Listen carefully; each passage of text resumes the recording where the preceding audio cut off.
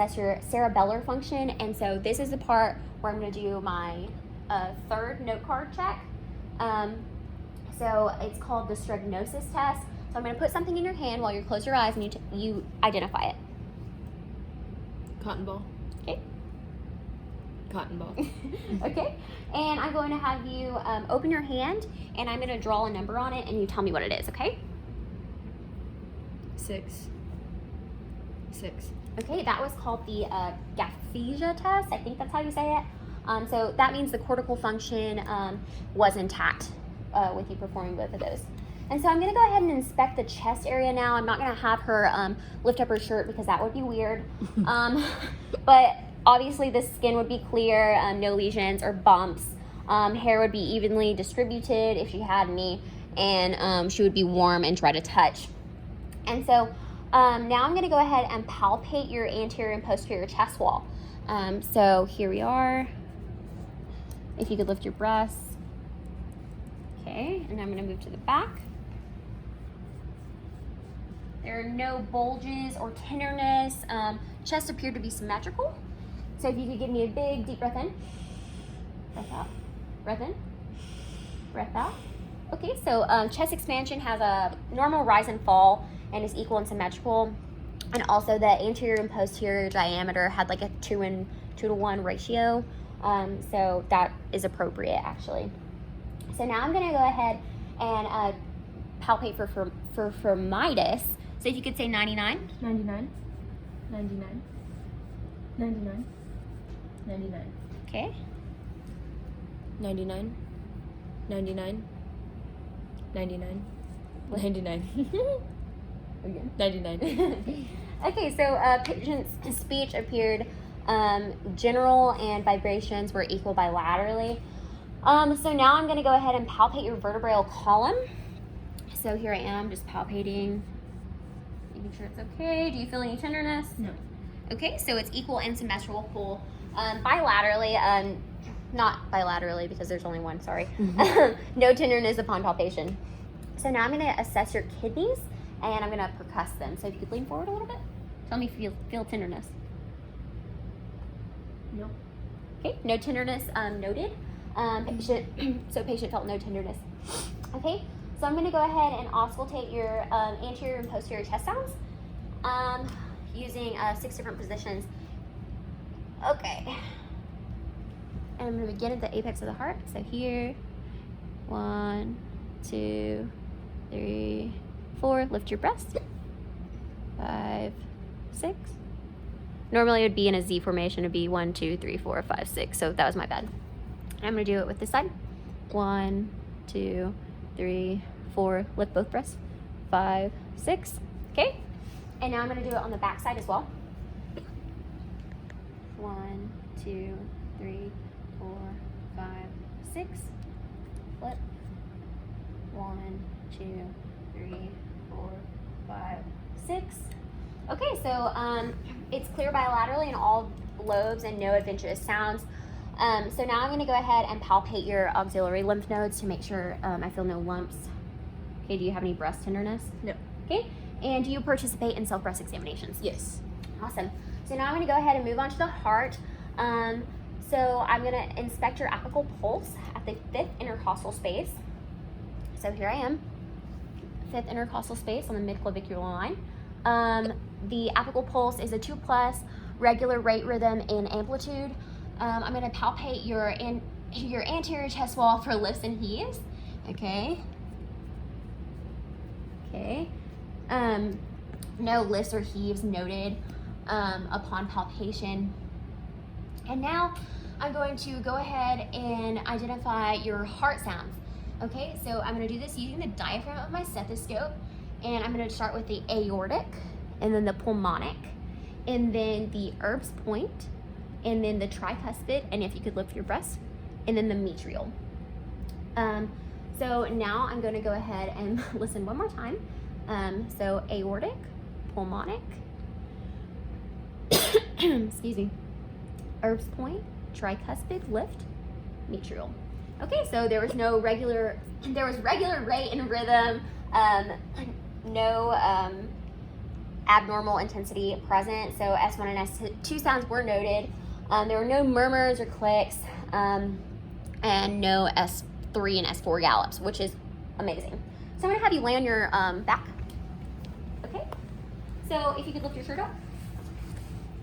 Okay.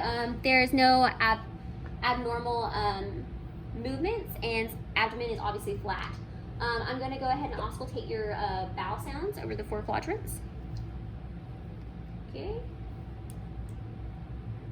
Right lower quadrant, right upper quadrant, right left upper quadrant, left lower quadrant. So bowel sounds are normal, and times 4. And now I'm going to go ahead and do the vascular sounds. So I'm going to do your aorta,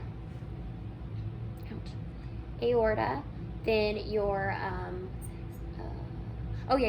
your renal arteries, your renal artery, your iliac, femoral. And so the report for that would be there are no tenderness, bulges, or masses. Did you feel any tenderness when I did that? Okay, beautiful. So I'm going to go ahead. Oh, wait. Yeah, there's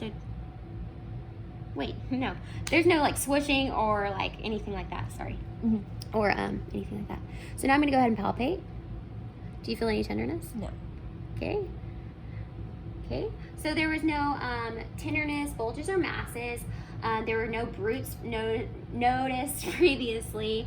And there were normal vascular sounds earlier.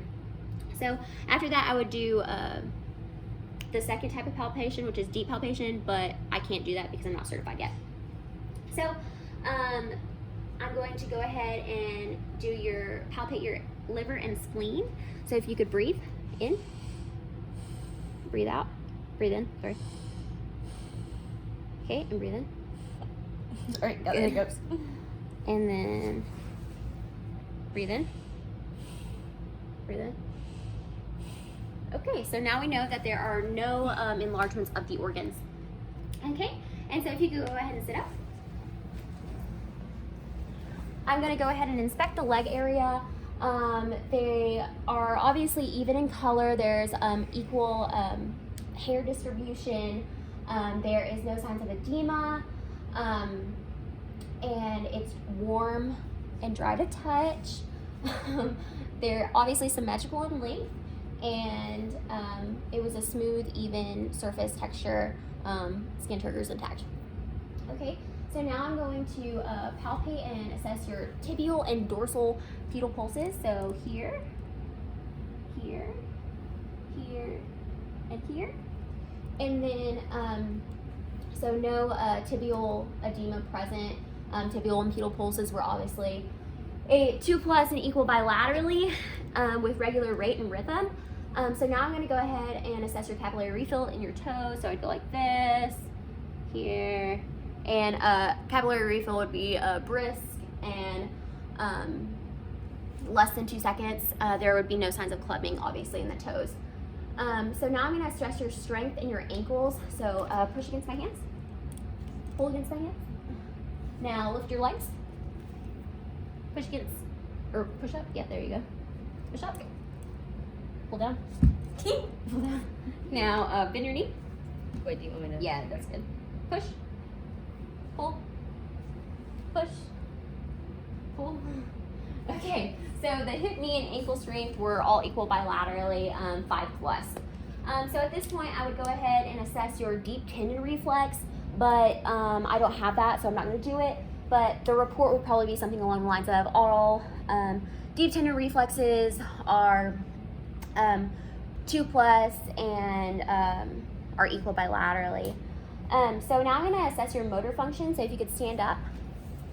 Okay, so put your feet together like this and close your eyes. This is the Romberg test. She appears to have balance. Okay, you're good. Okay, and now walk in a straight line, head to, or toe to toe, over there. And now I'm going to go ahead and have you hop on one foot, hop on the other foot. Okay, awesome. So the patient maintained posture and balance during the Romberg test without having to see. and the patient also can walk in a straight line and stay balanced, and she can perform a knee bend and hopping on one foot.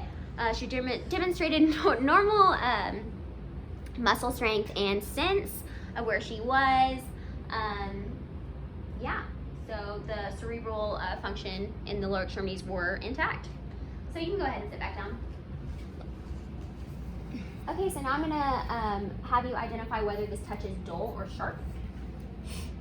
Dull, dull, dull, dull, dull, dull. Sharp, sharp, sharp, sharp, sharp, sharp.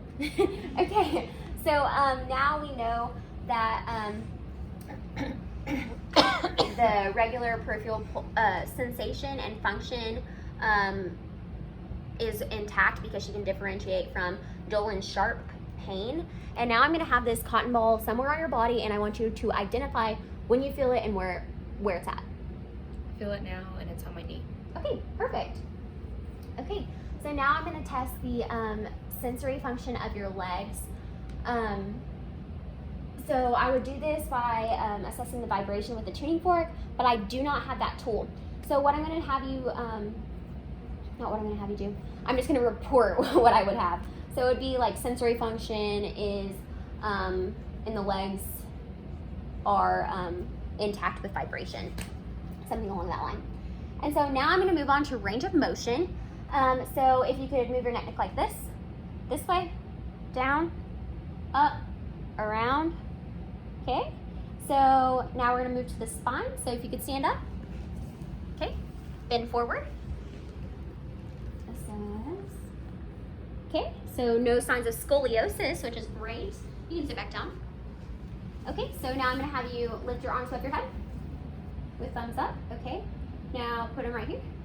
Put them behind your back, above your head. Okay, and now I'm going to have you put them by your sides. Go laterally like this, and then come back down and cross your hands. Beautiful.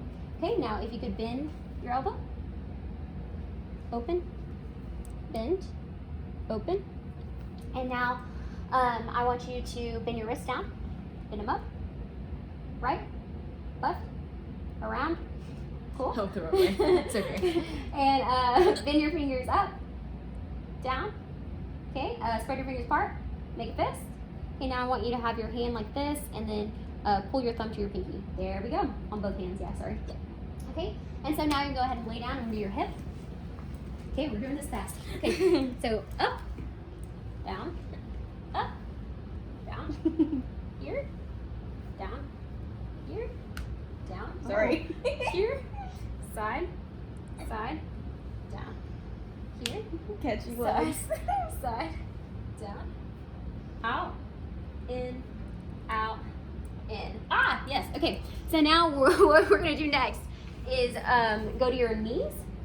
So if you could bend your knee. Oh yeah, stand up. Go ahead and stand up.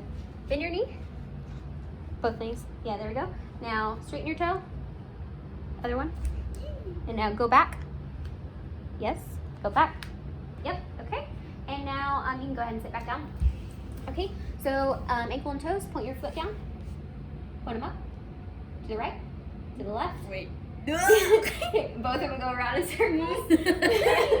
Okay, so the patient obviously has active full range of motion in all major joints, and motion is smooth and controlled. So thank you for watching.